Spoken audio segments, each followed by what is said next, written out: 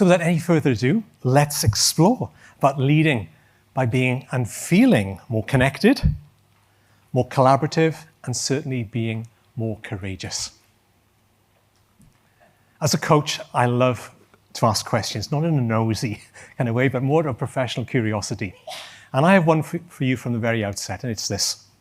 How prepared are you to think and to act differently as a result of not only this afternoon and this session, but of your entire summer school experience?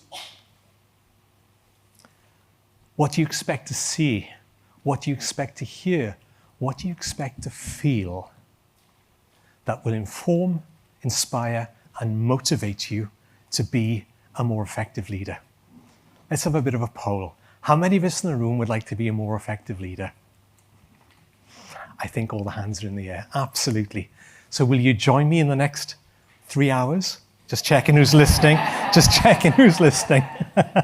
So my colleagues at the back are shaking my goodness me. I was fortunate a few years ago to be a guest volunteer mentor at a business and leadership academy in the Czech Republic near Prague. And there I met someone called Kelly Shepard. Kelly is an educator, but he's a former American professional baseball player. And he said something that I've always remembered, and it's this: learning is not a spectator sport.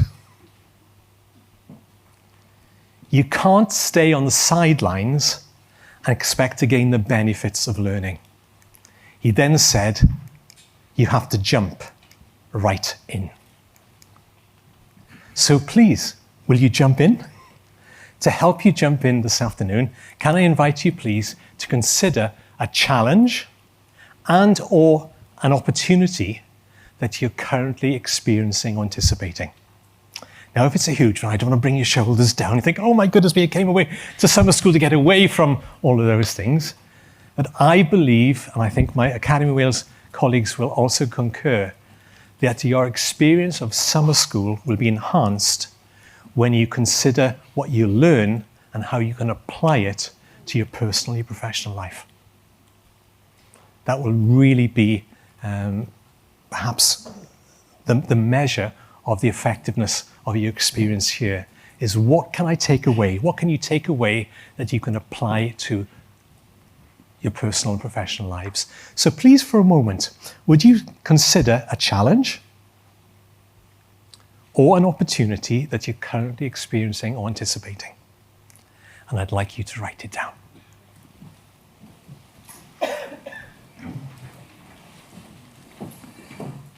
Please limit yourself to 2,500 words. But would you just succinctly identify something that you'd like a bit of help with, a bit of coaching on this afternoon?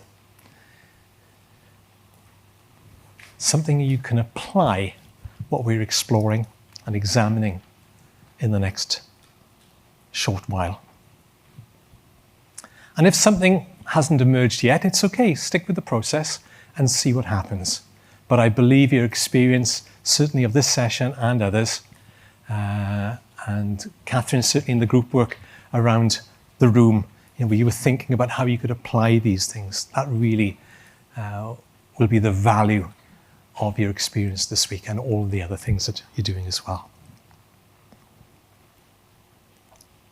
So as you're considering and remembering the challenge or the opportunity you're currently experiencing, my professional background is in nursing.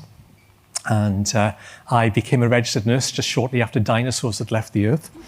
And it's a bit of a milestone for me today, because after 42 years of nursing, my registration came to an end at midnight last night. Thank you. Thank you for your sympathy. We'll be talking about empathy later. So that may be a good little comparison. But thank you for that.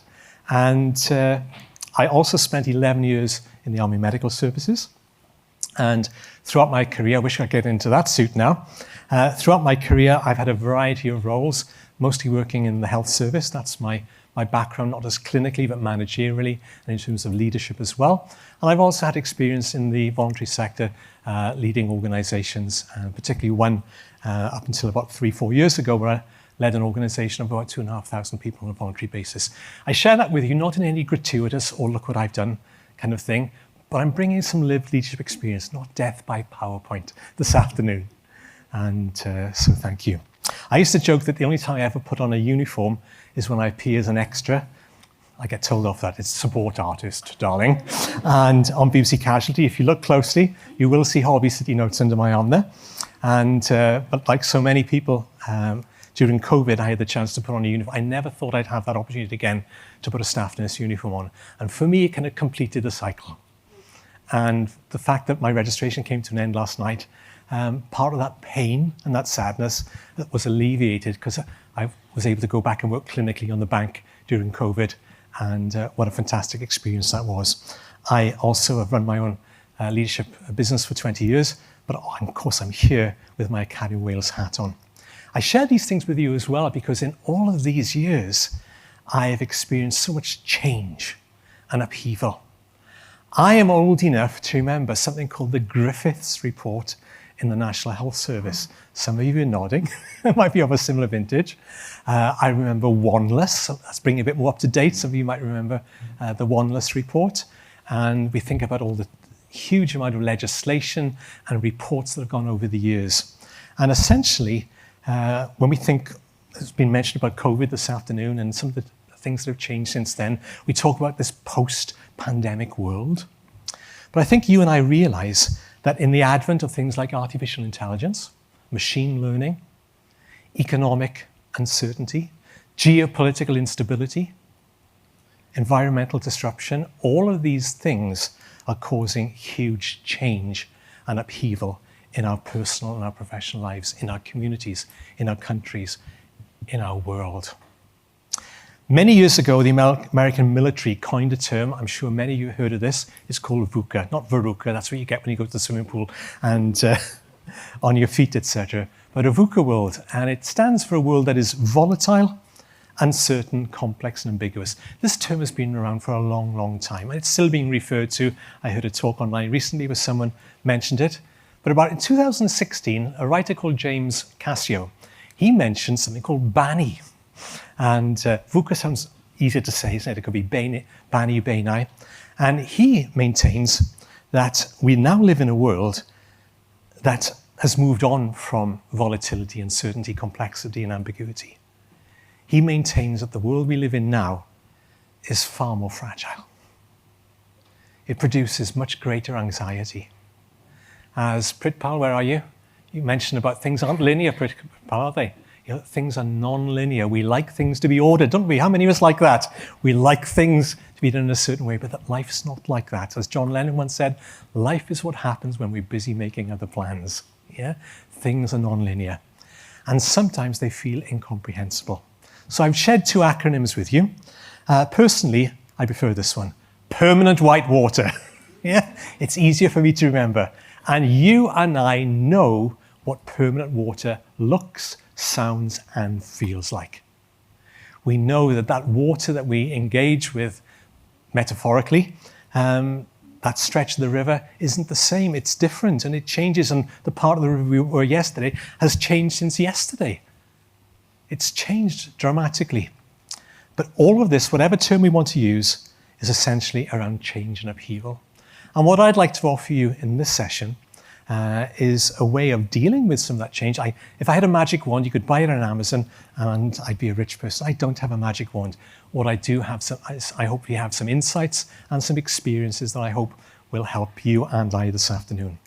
So how can you and I as leaders become and feel, and that's an important thing as well, not just to become, but to feel more connected, more collaborative, and more courageous? Let me introduce you to Dr. Flo Folei. I had the privilege of attending a webinar that he was part of a few months ago. And he's part of a group called Corn Ferry. People in the Academy of Wales will be familiar with that organisation. And they assist us with some of our programmes. And in that webinar, I enjoyed the whole thing, but I was particularly taken in by what he referred to as 5 leadership anchors. And I thought I'd like to share those with people that I know within the public sector and voluntary sector in Wales. And I wrote to him via LinkedIn and asked him, could I have his permission to use the 5 anchors, but I would put my own views and experiences in that. And he was very kind allowing me to do that. So I want to acknowledge that. So in a world of huge change, unprecedented, that's a word we hear quite often, change and upheaval, the 5 anchors I'd like to share with you that I believe will allow you to be connected, collaborative, and more courageous is one, is having vision in a short-term world. Do you realize everything seems so short-term? Everything is so throwaway, isn't it, in terms of our society? And that can even be in relationships, in things we do. What's the next trend? What's the next fad? All those sorts of things. So you and I need to have vision in a short-term world. We need, everyone likes a dog in a picture. Yeah, we've had one already, absolutely. We need agility and adaptability in a fluid world. In order to be more connected, collaborative, and courageous, we need to have empathy in an increasingly automated world. We'll speak very briefly about AI. There's people with far more experience and insight than I have regarding this, AI. But the fact is, it's here. How many of us have used ChatGPT or Copilot in the last 7 days? That's most of us in the room. I have as well. And I love to use it. It's great. But please, we have to beware. And we need to tame the beast, don't we, as well, and not take it for granted. And so we need to be careful as far as that's concerned. I will share with you very briefly, my son was marking some postgraduate papers in Bangor University recently, and somebody had answered foolishly and sent the paper in via ChatGPT. The reason my son knew is because in the middle of the 5,000-word essay, it said, "This has been generated by ChatGPT." So, we'll talk about integrity shortly as well. And Catherine, I'm sure as an academic, the challenges that you're facing because it's here, isn't it? It's how we adapt and work with it rather than fighting it, particularly as far as student and assessments and all those sorts of things in this automated world. The last but one is that you and I need to have trust in an increasingly skeptical world. Yeah. And that skepticism may come from us. I remember Dame Rennie Fritchie, I attended something she spoke about years ago, and a few of my colleagues might have remembered this, and she said, skepticism is healthy. Cynicism is a creeping death. So please, let's be skeptical. Let's be curious. Let's try and avoid cynicism because it's not as helpful and as productive. And finally, the final leadership anchor in this world of change and upheaval I'm going to explore with you is purpose in a distracted world. There's always something.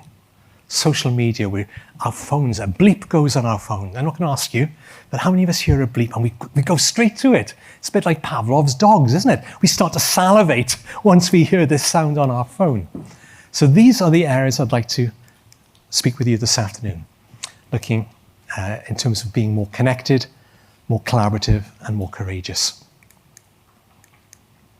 So as we explore these areas, I also want to share with you that as in my preparation for today, I looked at a number of resources, many resources, and Impact International, another reputable leadership organization, they suggest there are 4 key leadership abilities in the artificial intelligence, the AI age. And what is reassuring from mine and hopefully your perspective is that they all align with what I'm going to share with you today. And Impact suggests that in this AI age, as leaders, we require trust and integrity. There are many things that AI can't do. Yet. That's the important word, yet. And so it's critical that trust and integrity is core to who we are as persons and as leaders. Communication. And we'll explore some of that this afternoon. Vision and also adaptability. So I hope you can see it's not just the gospel according to Corn Ferry and Dr. Flo Falway and Ian Govia, but certainly there are other organizations, and they will dovetail nicely with these. So let's explore vision in a short-term world. There's so much written around vision, and I'll share a little video with some insights shortly. But I remember some years ago, I was working for the Royal College of Nursing. I was responsible for the RCN's clinical leadership program across Wales. And we used a particular framework called the 5 Practices of Exemplary Leaders. If you come on a Leadership in a Nutshell session with me at lunchtime, you will have heard about these. I'm not going to go through them all, but certainly one of the practices of exemplary leaders, according to Coos and Posner, Barry Coos and James Posner, their book, The Leadership Challenge, is in its 7th edition. And I think its longevity is due to it. They talk about principles, not fads and trends. And that's why it continues to be published and to be a bestseller in terms of leadership literature. And simply, and yet there's a complexity too, they suggest that as leaders, if we are to inspire what they call a shared vision, we not only envision the future, but we enlist others in that vision as well. Now let me share a real experience to illustrate this. Goodness me, it was about 2011. I had just been appointed and asked to lead an organisation. And I remember us getting together in Merthyr Tydfil. Anyone from Merthyr? I know Mike, where's Mike? Mike's from Merthyr, proud Merthyr boy. A few others from Merthyr here. We met in Merthyr Tydfil. And I was preparing for this meeting, first time being with what was essentially an executive team. And I welcomed everybody there. We had a chance to introduce ourselves. Then I got up and I asked what I thought was a reasonable question. And it was this. What is our vision for the next 5 or 10 years? And it went absolutely quiet in the room. And then the silence was broken when someone placed their hand in the air. They said, Ian, I think they were very kind. That's a great question. I think there's another question we should ask. I think what they really meant, and they were right, there's a better question. And I genuinely wanted to hear it. I said, please, I would love to hear that question. I am indebted to that person who was courageous enough to put their hand up the first time they were meeting with me and say, Ian, I think there's another question that we should consider. And I'm going to share it with you. It's this. Rather than asking, what's our vision for the next 5 or 10 years, perhaps we could ask ourselves, where are we now and where would we rather be or prefer to be? I love that question. I have used it so many times when facilitating organizations and teams. And just to show that I put it into practice, recently in an Academy of Wales team meeting, I met with my line manager, Elaine Jones beforehand, and I mentioned this phrase. And in the meeting, she began the meeting by saying, perhaps it would be useful for us as a learning, leadership and development team to ask ourselves, where are we now? Because we're going through a lot of transition. Where are we now? And where would we rather or prefer to be? And we used 6 months. Where would we prefer or rather to be in September? Now, you've heard me say, quoting John Lennon, life is what happens while you're busy making other plans. I believe that our team is moving towards where we want to be, but stuff happens, isn't it? And that's where we need to adapt and we need to be agile. More of that in a moment. So I would encourage you to consider that question for a moment. I'd like you to think in your personal, this is for you now, in your personal and your professional life, where are you now and where would you prefer or rather be in 6 months, in a year, in 2 years' time, in 5? Take a moment to reflect upon that. How courageous would you be to go back to your organizations and in your next team meeting to say, where's our team right now? And where would our team prefer or rather be in however many months or years' time? What about the organization? Where is your organization right now? And where would you rather or prefer it to be? Does that feel a bit more pragmatic than simply saying, what's our vision for the next 5 or 10 years? Yeah, both have validity. But that one, to me, my map of the world, it kind of feels a bit more valid than the first question. Let's listen to an insight by Dr. John Maxwell. I have followed him, I've read his books and followed him on social media for many years. And he will talk to us not just about vision, but he will talk about turning the vision into action. I believe it was Nelson Mandela who was originally attributed to this comment, but I remember Beverly Malone, who was General Secretary of the Royal College of Nursing, say this years ago in a meeting I went to. She said, visions without actions are merely hallucinations. Anyone here hallucinated? I have, yeah? Visions without actions are merely hallucinations. And as Vince Havel once said, it's all very well staring up the steps, but you also need to step up the stairs. So please, having a vision is great. It's important. I even say it's critical. We all need to have something to aspire to, but we have to turn that vision into action. Let's hear Dr. Maxwell share his insights regarding this.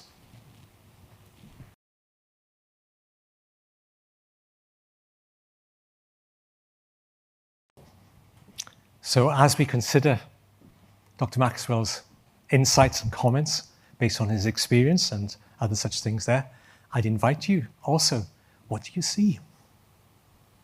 In your personal life, what are you noticing? Can I be a bit more provocative? What are you and I ignoring? That's a bit of a tougher question, isn't it? We may see things, but what are, to use the phrase of Ronald Heifetz, what are some of the brutal facts? And hands up, I've sometimes ignored some brutal facts, but you can't ignore them forever. And we have to face up to them as well. So please, I'd ask you to consider that. As I bring this little part to an end, I'd invite you, these questions I believe are in the booklets, but I invite you please just to take a moment to reflect on these questions. Please read them for yourselves.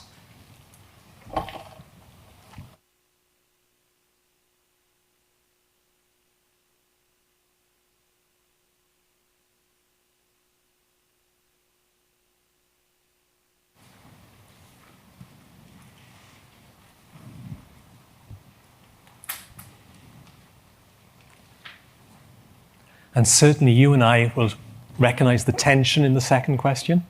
Yeah, we know what that feels like. It's tangible, isn't it? That tension between the long-term goals and yet the short-term results that we're expected to meet in terms of key performance indicators, goals, objectives, and all those things. We'll come to that a bit later. What I'd also like you to do now, please, is would you think of that challenge or opportunity you identified as we began this afternoon? How can having vision in a short-term world, or how can having vision help you and assist you in terms of that challenge and opportunity? Take a moment to reflect on that. In some of the other interactions, I'll be asking you to leave the tables. For those who love reflecting, you're in heaven right now. And for those who want to get up and have a chat, you think, hey, when are we going to do that? We'll be doing both. I want to appeal to everyone this afternoon in terms of your preferred learning style. So how do you think having vision, knowing where you are now and where you'd rather be, can help you with that challenge or that opportunity? I'm loving looking around the room. I can see people looking up, they're really thinking about this. And in school, sometimes we were called daydreamers. Did anyone ever say to you, stop daydreaming? We were just simply thinking about things. We would be looking out of the window. That was our way of responding to the question without actually something getting out of our mouth. So as we think about vision in a short-term world, let's look at the next one, which is about we can become more connected, more collaborative, and more courageous by being more agile and being more adaptable in a fluid world, a world that is constantly changing, this permanent white water. Rachel Wells, somebody I follow on LinkedIn, she said this. Please read that for yourselves.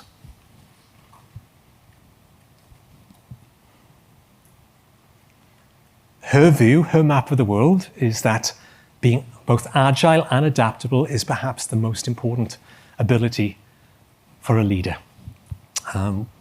I'm not here to dispute that, but I'm certainly presenting that as a perspective.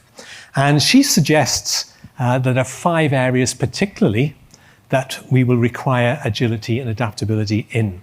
And Catherine mentioned some of these or alluded to them in her presentation. The first one will come as no surprise to us. Artificial intelligence. Some of us here, including especially me, I remember when the internet first came about. I think, oh, what's this going to do to our lives? But can you imagine life without the internet? which is what I had to do at 4:30 yesterday afternoon when my internet stopped. And I couldn't access various Welsh Government web pages and other portals. It was very frustrating. I just had a message saying the engineer's been, and there was a problem that's been sorted. But just as much as we were a little suspicious of the internet, now can you imagine our lives without it? Some of you are shaking, just thinking about the fact of not having the internet. But I believe it'll probably be similar with AI. It will become something that, oh, do you remember AI when it first came out? And there'll be something that will supersede it. She also mentions about navigating crises. We particularly think of COVID-19 because it was a major and a worldwide crisis. But you and I deal with crises on a day-in-day basis. Anybody with a Greek GCSE or speak Greek here? Okay. My understanding is that the word crisis has a Greek derivation, and it means a decisive moment. I like that. It kind of reframes the way I look at crises.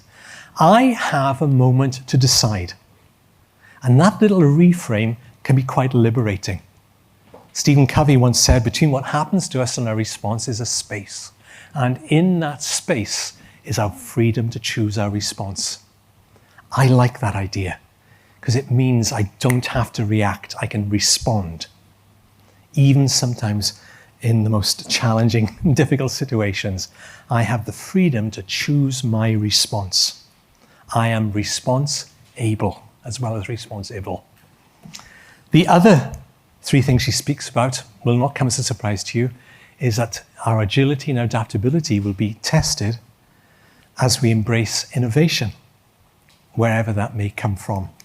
Also, managing diverse teams. Again, Catherine mentioned talked about that in her presentation this afternoon.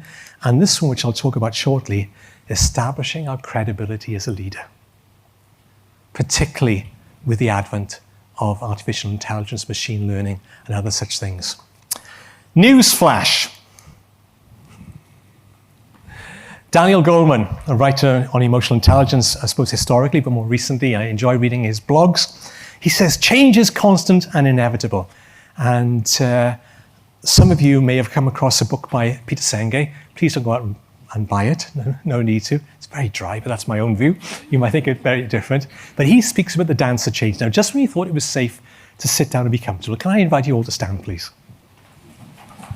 Now, I'm going to do a bit of a risk assessment here. Can you move your chairs out of the way so that you have enough space to take one step forward and one step back, please?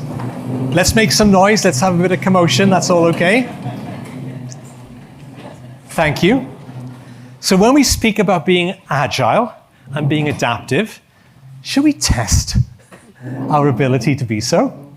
I'm going to invite you to do this, please. Please be careful of any obstacles. Would you take one small step forward? Take one small step back. Take a step to your right. And take a step to your left. Let's do that a bit more rhythmically.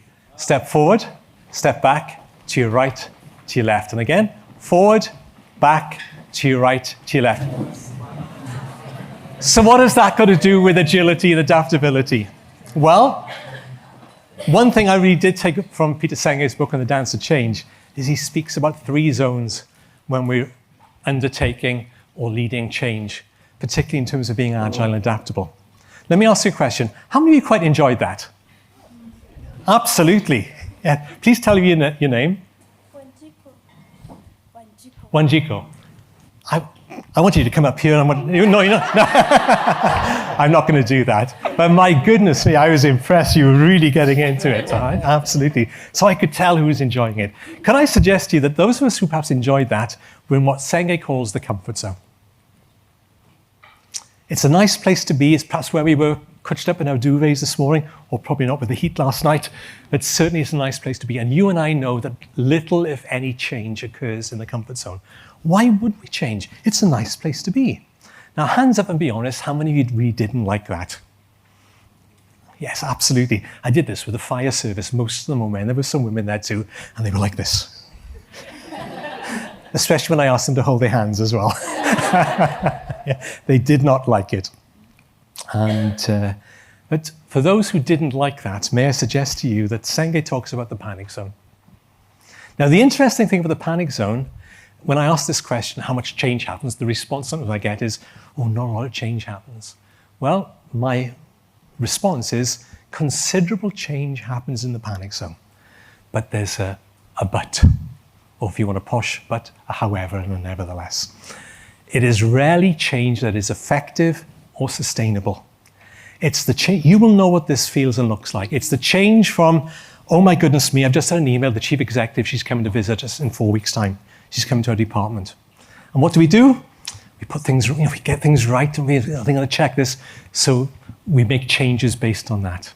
Shireen, I'm sure you might have been on the receiving end of that when you visit various people. It's like the Queen. She must think that everybody, when she was alive, lived in freshly painted houses and things like that. Yes, it was a false world.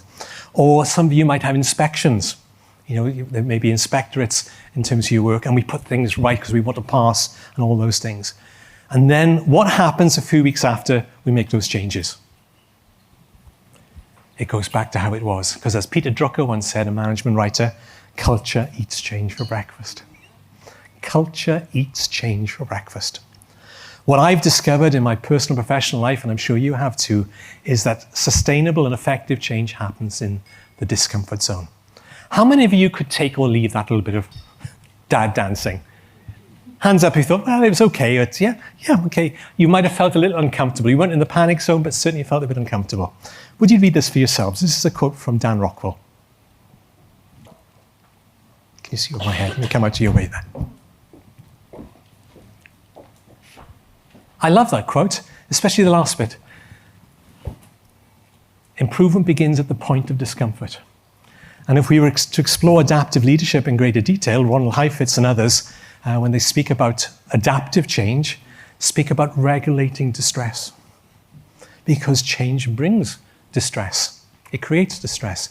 But sometimes we also need to create some distress. A sense of urgency is the term that they use as well. So the question I invite you to consider is this. How agile are you? On your tables, some of you have accessed them already. There's a questionnaire. I'm not going to invite you to fill it in now, please. So anybody who has, then you win today's prize for proactivity. Congratulations. But I hope you'll take this away and you'll have an opportunity to explore. Now, please, it's not meant to be an in-depth psychometric instrument. It's essentially an insight tool. And as you complete it, please use it as a mirror to hold up and not a stick to beat yourself with. Because you'll discover there are 3 categories. You may find that your agile is a bit fragile. You may discover that you're agile curious, or you might be agilicious as far as those are concerned. So please, in your own time, you might even want to complete it before your facilitator groups. It may be something you could explore. It's simply there as a tool for you from a company called Impact International, and I share it with you. So please use it, and please. You need some more on there? You don't have any, okay? If I could ask some of the Academy Wales team, we'll sort that out for you. So before we finish this session, I can see some of my colleagues going. Thank you for pointing that out. Thank you for having the courage to speak up. Appreciate it. So recognizing that we need to be adaptive and agile, I'm going to pause there for a moment, because if you'd like to find more, come on the Academy Wales's workshop entitled Leading with Purpose, Authenticity and Adaptability, where we explore it in much greater detail. The questions I would like you to consider are these, please. Now, to do this a bit differently, as you look at these questions, I'd like you to leave your tables, no dancing this time. I'd like you to go and speak to someone you haven't met, which is probably quite a number here. I'd like you to find a partner, and I'd like you to have a conversation. You can be as disclosive as you choose, but I'd like you to have a brief conversation, a couple of minutes, and respond to these questions. So quick as you can, leave your tables, go and find a partner, and perhaps you could interview them and say, how open are you to changing your leadership when circumstances shift? Over to you, please. Let's press the pause button on our conversations and come back to your chairs, please. To those facilitators who'll be working in groups in the morning and the evening, I guess you're feeling that's a good sign for the discussion that we're going to have. Did you hear the noise and the energy in the room? And thank you for responding to these questions. So as we consider our need to be both agile and adaptive in a world of huge change and upheaval, to be more connected, collaborative, and courageous, would you think of the challenge or opportunity you're experiencing or anticipating? What role will being more agile or more adaptive have in helping you address that challenge or grasp that opportunity? Take a moment to reflect and possibly to write down your responses to that question.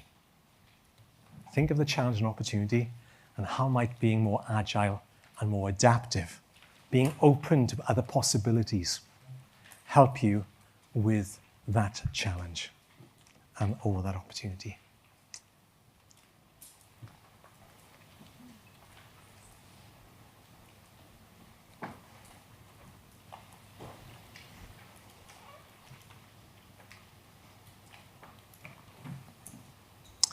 Let's move on to the next one, and forgive me, moving on. In order to be more connected, collaborative, and courageous, may I suggest that another anchor in our world of change upheaval is to have empathy in an increasingly automated world. And I love this quote here. Please read it for yourselves. This is from Veronique Barrow. And this is the bit I want you to remember. Most people would rather follow a leader with a heart than a leader with a title. Isn't that true? We need both, head and heart. Marshall Gantz and the NHS in England have taken up this approach of head, heart, and hands. I like the hands bit because you need to do something about it. And that's an NHS leadership approach in England at the moment. And it certainly follows with Simon Sinek. Some of you may come across Simon Sinek, who has argued and maintained that leadership is a choice, not a position. And I firmly believe that. It's not determined by the name on our badge. Leadership is a choice, and not necessarily a position or a rank. And please would you read this for yourselves. They come out of your way soon, look over my head here.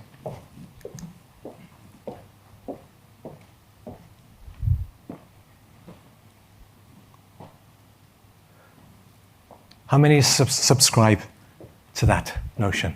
Absolutely, absolutely. So let's explore this. I'm going to give you a little, a skill to take away. And it's based on the notion, we could look at empathy in so many ways, but I'm going to explore this notion of empathic listening, which is a skill that I need to improve upon, and I suspect I'm not the only one in the room. Empathic listening essentially involves two areas.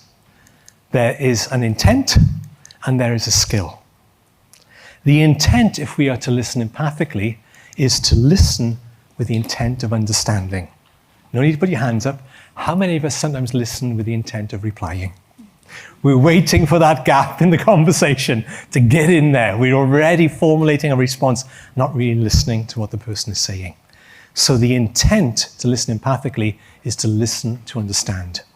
The skill then is to reflect feelings and words. Now this is coming to what Shireen mentioned earlier. She's going to put on her best thespian skills, darling.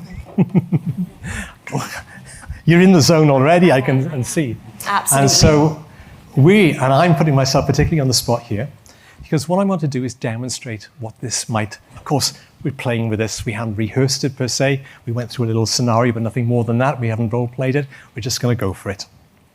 And first of all, I'm going to be perhaps Shireen's line manager, we'll call it that, and Shireen comes to me with an issue. But I'm a Mr. Fix-It. I want to solve problems because that's what I do. That's what I'm effective. Get them in the office and get them out as quickly as possible and get them back to work, getting what they ought to be getting on with. So Shireen will share with me, and I'm going to be that person. And then, secondly, I have a bit of a personality transplant. And I hope that I will try to listen empathically. And also, that another phrase I'd like you to remember is to clarify meaning. Let's explore what that might look like. Hi, Shireen. Hi, Ian. Yeah. Hey. Good to meet you. Good to have you here today. What's your issue? Well, you know Welsh Government's given us a whole list of things to deliver on. Yeah, absolutely. I don't know if we can. I'm worried about resources, I'm worried about staffing, and if we don't deliver, well, it's my head on the chopping board. Well, you're worried about it. I'm worried about it too, because I'm worried also. What about resources, staffing, finances, all those sorts of things? And so, yeah, I'm absolutely with you as far as this is concerned. I'm thinking about the same thing too. Yeah. Okay, so what are we gonna do about it? Oh, well, tell me, what are you doing about it? You know, you paid it this grade. I expect you to come up with solutions. I keep telling Welsh Government, Yeah. you know, I'm warning them and I'm warning them, I'm putting it in writing, I'm telling them, look, I'm really worried we can't deliver. Waste of time. They're not going to listen. All right, they just don't listen at all. You know, you just got to do. That's what I pay you for. All right, so please just get on with it, and we'll have a chat later. Stop. I hope I'd never do that. Give her a round of applause. All right. Academy Award winner, ladies and gentlemen. Soon to be. All right then. Let's try and practice some empathic listening. Ian, I'm worried, right? We've got this list of things that we've got to deliver for Welsh Government. You know, I'm worried about resourcing, I'm worried about staffing. You know, I'm worried that at the end of this financial year, we don't deliver these things, and then, you know, we're the ones who have to hold blame for it. Yeah. Thanks for sharing that, Shireen. It's what I'm hearing is that, you know, all these things, with everything that's going on at the moment, these are things that are concerning you, causing you perhaps some stress, some pressure. Definitely. Yeah. And, you know, I'm bringing it home with me. Yeah, okay. And when you say you're bringing it home, tell me what you mean. Now, it's all I think about. You know, I'm thinking, you know, I'm checking emails before bed, thinking, you know, am I missing something? I'm thinking how we can save money, how we can recruit more without this extra money. And you know, I don't want to disappoint the staff. I'm really worried about that as well. Yeah. So that's worrying you too. You don't want to disappoint the staff, the pressure on you to perform all those things on top of everything else you need to do as well. And suddenly all these directives and things are causing you to feel quite concerned and worried at the moment. Yeah. Yeah. Okay. Thanks for sharing that with me. Thanks for being willing to come and talk to me about that. We're going to stop there because we need to move on. Okay. And what I hoped, and again, we've staged, we haven't practiced, we haven't staged. I hope you could see some difference from the first one. Yeah. It wasn't, to use the term, it wasn't autobiographical. I didn't back to me, oh, do you know the same thing happened to me last week? Yeah. Oh, yes, so-and-so from this department came and talked to me about that. I want to hear about Shireen's experience. Yeah. And I hope you heard me try and reflect, hopefully not in a parrot. I hope I do it a bit different without hundreds of people watching. Yeah. But also about reflecting words and feelings. Yeah? And I hope you also heard about clarifying meaning. Yeah? So when you say that, what do you mean? So if Shireen said to me, do you know, I'm losing sleep, I would want to know what losing sleep meant to Shireen, not what I thought it was. Yeah? It's one of the most important skills I believe any leader can practice, is empathic listening. Now, it doesn't mean you can't probe, evaluate, and do those things, but park those to one side. You'll get to that. But what Shireen wants to know is that she's being listened to, that I'm simply not trying to fix her problem. We'll get to that. And there's one other thing I want to share with you as well, and it looks a bit like this. We'll turn the tables for a moment. I've just met with Shireen.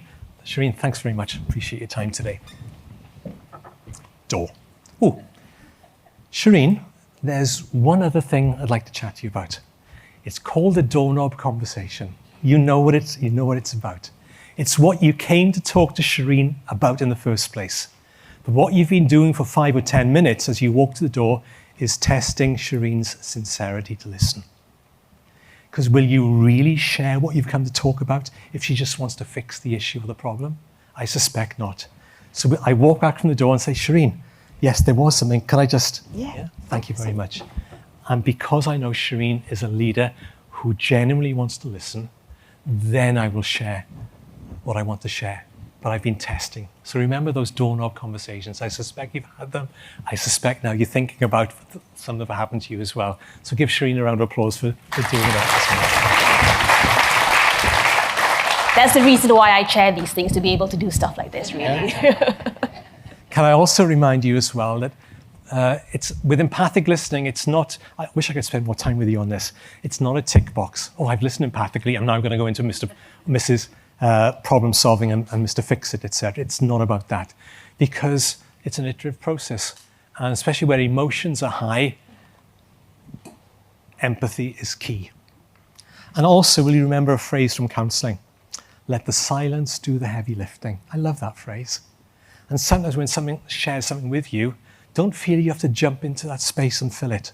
The chances are if Shireen shares something with you that's heavy, that's hard to talk about, she will probably fill the space herself eventually. If it's still quiet after 30 minutes, I think you have an issue there.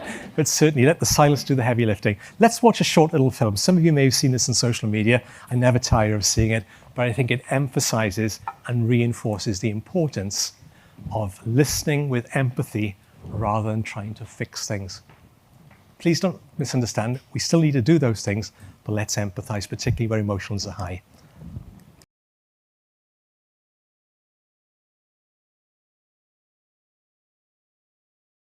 I was in a workshop where I showed that film and someone said, can I get that on social media? I said, why? In particular reason, yes, I'm going to show it to my partner. It's like, yeah. So can I invite you, please, to consider these questions and reflect on these. Just take a moment to read them. They're in your booklets as well. In terms of empathy, how do you think you could be a more empathic leader back at the ranch? Of course, there are times when we need to fix and to solve. It may be written into our job descriptions. But when emotions are high, remember to listen empathically. I need to move on, and these questions are in your book. But how would you apply this to the challenge or opportunity? To whom do you need to listen to pay more attention? And how might that help you with that challenge or that opportunity? The last one I'm going to speak about is trust in a skeptical world. And a Gallup survey recently suggested that employees who trust their leaders, wait for it, are 61% more likely to stay in their organizations. There's other factors and variables, of course. And colleagues working in a high-trust team, the Gallup report suggests that 90% experience more joy and well-being. Who wouldn't want a slice of that cake when it comes to working in our teams? Please remember, when we talk about trust, it's also about credibility.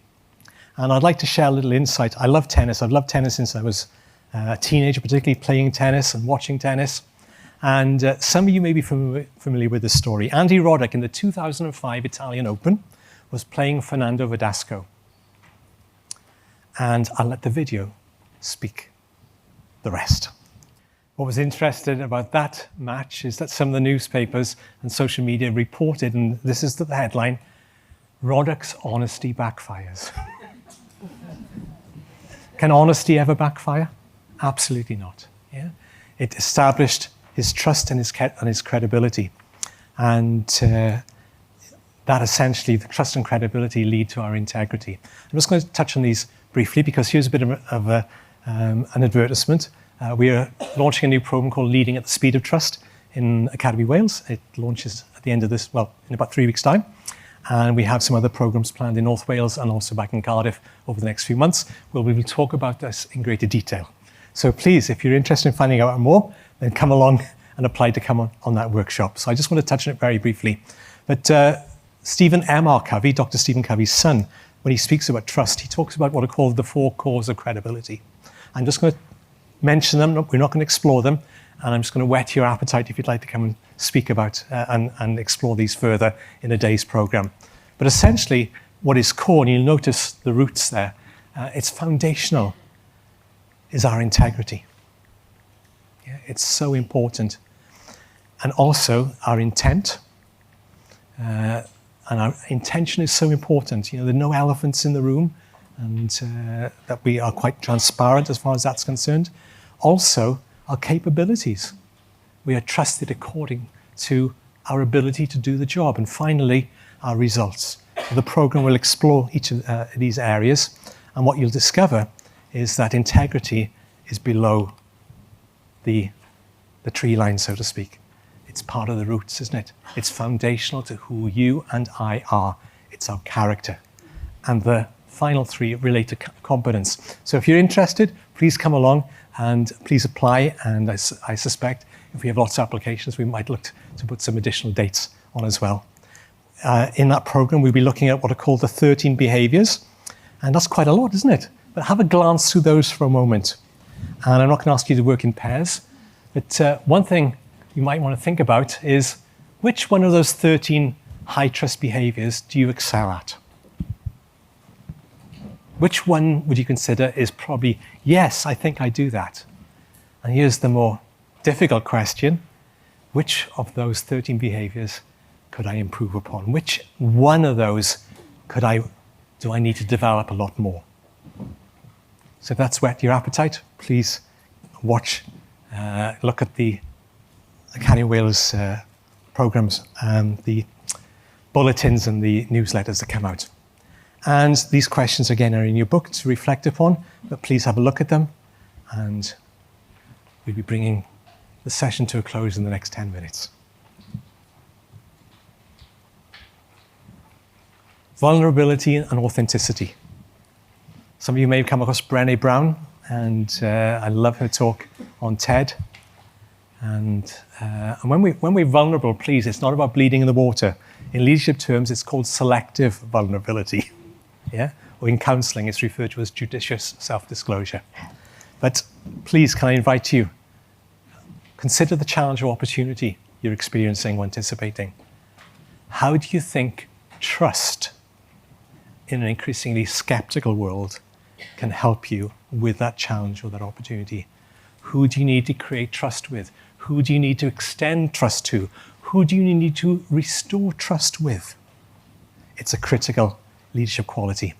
We're going to finish with the last anchor in a world of change and upheaval, and its purpose in a distractive world.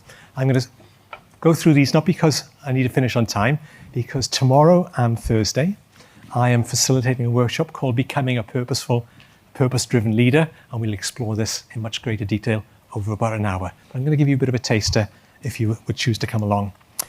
Recently, the Committee on Standards in Public Life, it's quite a detailed document, but I find quite a number of references to purpose in there. First of all, they say that a strong connection to purpose is really important. Yeah? It's the reason we do the things we do. That's the reason we exist. Also, building a culture where the workforce is unified by a common purpose. And also being able to deliver our purpose in the public interest. Another recent document is this. I'll let you read that for yourselves.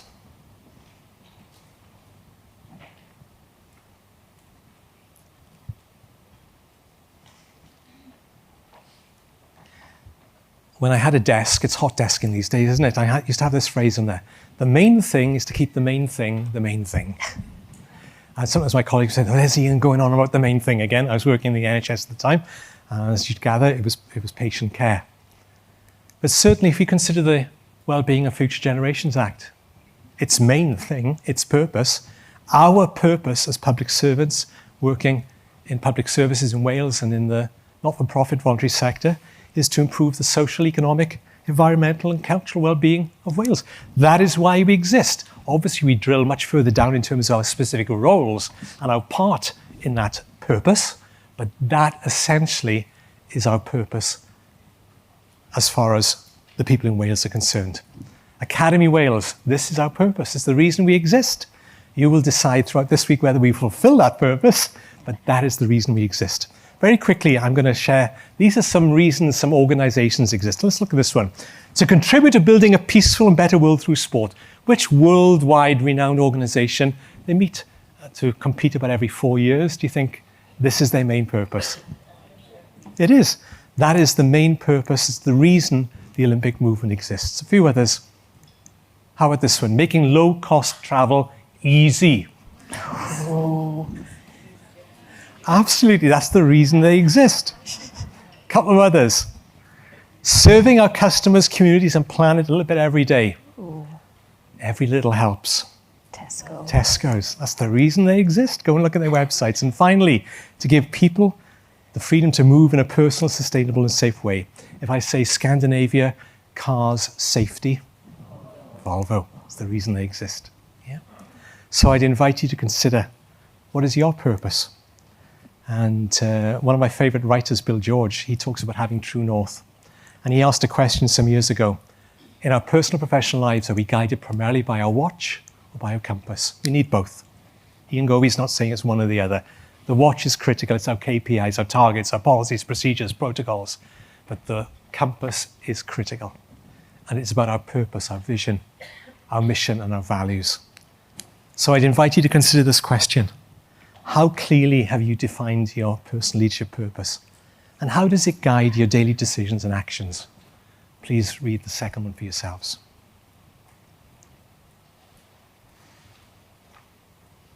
Please attend the other workshops, but if this has whet your appetite and your curiosity, then you'll be very welcome to come along and learn more about becoming a purpose-driven leader.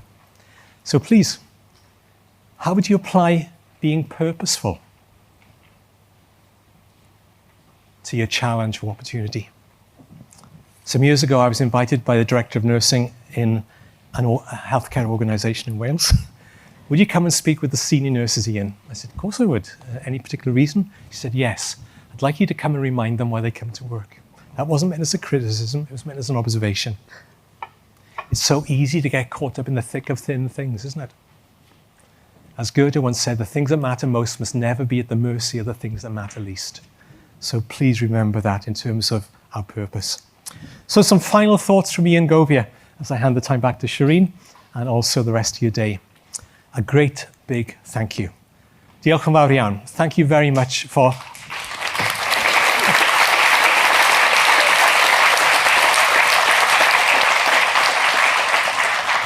That's very gracious. You either ask me to get off or I'll take the applause. But all joking aside, thank you so much. Thank you for spending some time with me this afternoon and with all others who've participated. And on behalf of Canon Wales, diolch yn fawr unwaith eto. And here's another question for you.